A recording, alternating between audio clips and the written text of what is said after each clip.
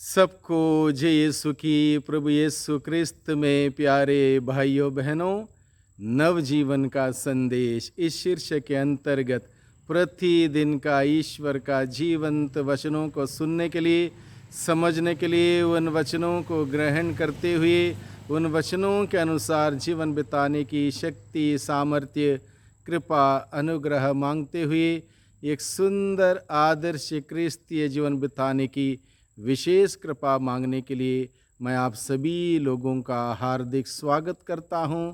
आज अक्टूबर की 20 तारीख है, सोमवार का दिन है और आज के दिन में हम सभी लोगों के लिए मनन चिंतन करने के लिए विषय दिया है संत लूकस के द्वारा रचित सुसमाचार अध्याय 12 पद संख्या 13 से 21 का प्रसंग है।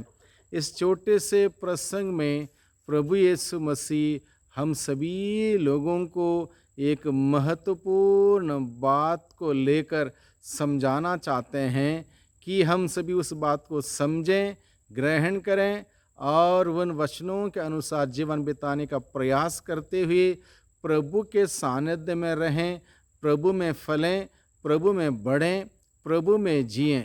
क्योंकि महापापों में ये एक पाप है, लोभ, और इसी बात को लेकर प्रभु आज के दिन में हमें समझाते हैं कि लोभ किस प्रकार से हम सबों को ईश्वर से, एक दूसरे से अलग कर सकता है और हमें हमेशा के लिए नरक ले जा सकता है।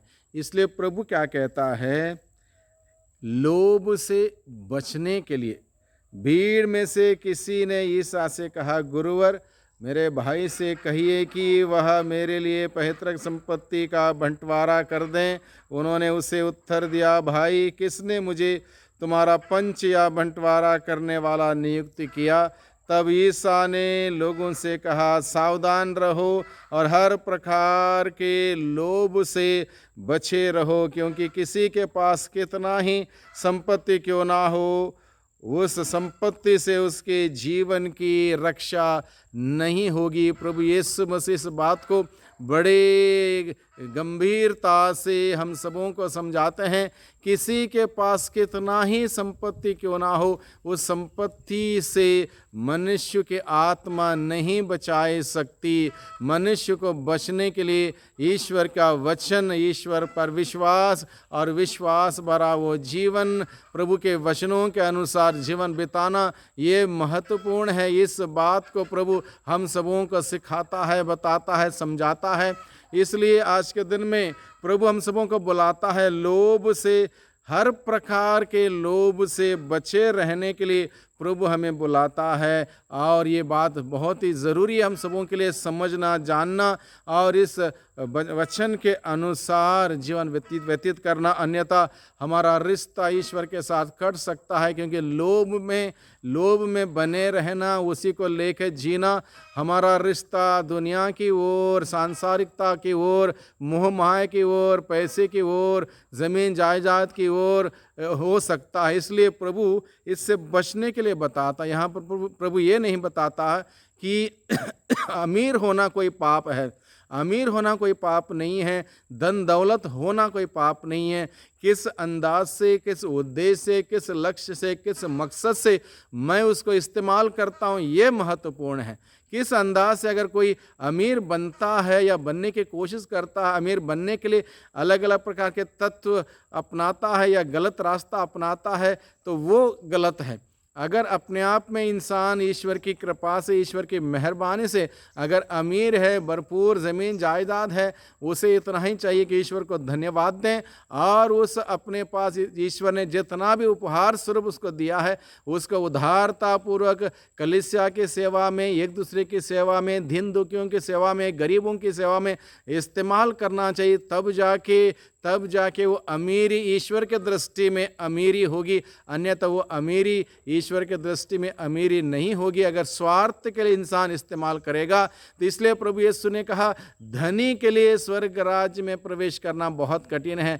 यानी कि बहुत ज़्यादा धन दौलत इकट्ठ करने वाला व्यक्ति स्वयं पर निर्भर रहता है, स्वयं के पैसे पर निर्भर रहता है, स्वयं के बलबूते जीने का प्रयास करता है, ईश्वर पर निर्भर नहीं रहता, ईश्वर पर विश्वास नहीं करता, उसको ईश्वर की ज़रूरत ही महसूस नहीं होती, इस प्रकार से वो ईश्वर से अपना रिश्ता संबंध तोड़ सकता है। इसलिए धनी व्यक्ति के लिए स्वर्ग राज्य में प्रवेश करना बहुत कठिन है। प्रभु यीशु मसीह इस बात को कहते हुए हम सबों को सजग करता है, सावधान करता है कि हम सभी इस प्रकार के लोभ से बचे रहें।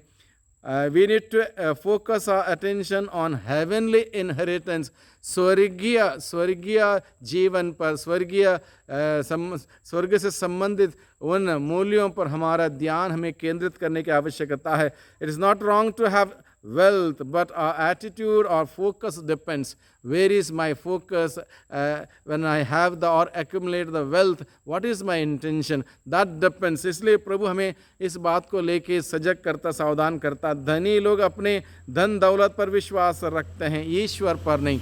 धनी लोग ईश्वर पर विश्वास नहीं रखेंगे, क्योंकि उनके पास सब कुछ है, जो भी ऐश आराम की चीज़ें हैं उनके पास। इसलिए धनी लोगों के लिए प्रभु विशेष रूप से सावधान रहने के लिए कहता है। जब मृत्यु आएगी हमारा अपना सब कुछ साथ छोड़ देगा। कितने भी धन दौलत क्यों ना हो, कितने भी पैसे क्यों ना हो, कितने भी बैंक बैलेंस क्यों ना हो, कितने भी हमारे पास दुनिया के सुख समृद्धि की चीज़ें वस्तुएं क्यों ना हो, वे सब हमारा साथ छोड़ेंगे। जब मौत आएगी वो किसका होगा इसका भी हमें पता नहीं। इसलिए प्रभु कहता है जितना हमें चाहिए उतना प्रभु हमें देता है, उतनी आशीष देता है, उतना इंतज़ाम करता है, उतना प्रबंध करता है। उसी से संतुष्ट रहें, ईश्वर को धन्यवाद दें, उसके आज्ञाओं के प्रति वफादार रहें, विनम्रता से उन आज्ञाओं का पालन करें, सुंदर पवित्र जीवन जिएं। इसी बात के लिए प्रभु हमें बुलाता है। Use wealth to serve God and to serve people, यानी कि हमारी जो भी प्रभु ने आशीष दी है, बरकत दी है, उसको हमें ईश्वर की सेवा के लिए, एक दूसरे की सेवा के लिए, दीन दुखी गरीबों की सेवा के लिए इस्तेमाल करना आवश्यक है। और यही हम सबों के लिए पुण्य कमाने वाली चीज़ होगी, स्वर्गीय जीवन हम सबों के लिए तय करेगा।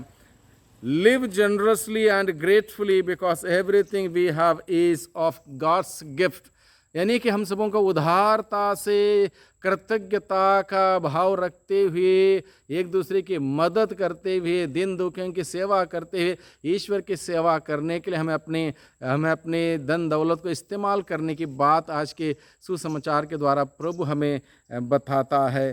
True richness is a connection with God with humility and faith, यानी कि सबसे अमीर व्यक्ति वो होगा जो ईश्वर के अधीन रह के, ईश्वर पर निर्भर रह के, ईश्वर पर भरोसा रखते हुए, विश्वास रखते हुए उसके वचन के अनुसार जीता है।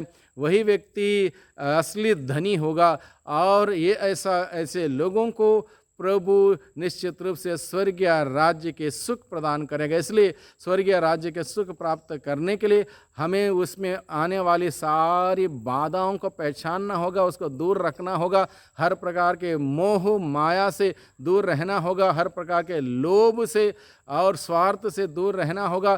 तब जाके स्वर्ग राज्य की ओर हम अग्रसर हो सकते हैं, प्रभु के मूल्य सिद्धांतों के अनुसार जी सकते हैं। इसलिए प्रभु से हम प्रार्थना करें कि प्रभु मुझे हर प्रकार के लोभ से, हर प्रकार के लालच से बचाए रख, दूर रख, ताकि मैं आपके नज़दीक रहूं और आपकी कृपा अनुग्रह प्राप्त करता रहूं। प्रभु की आशीष बरकत हम सबों को निरंतर मिलती रहे। सबको धन्यवाद, सबको जय यीशु की।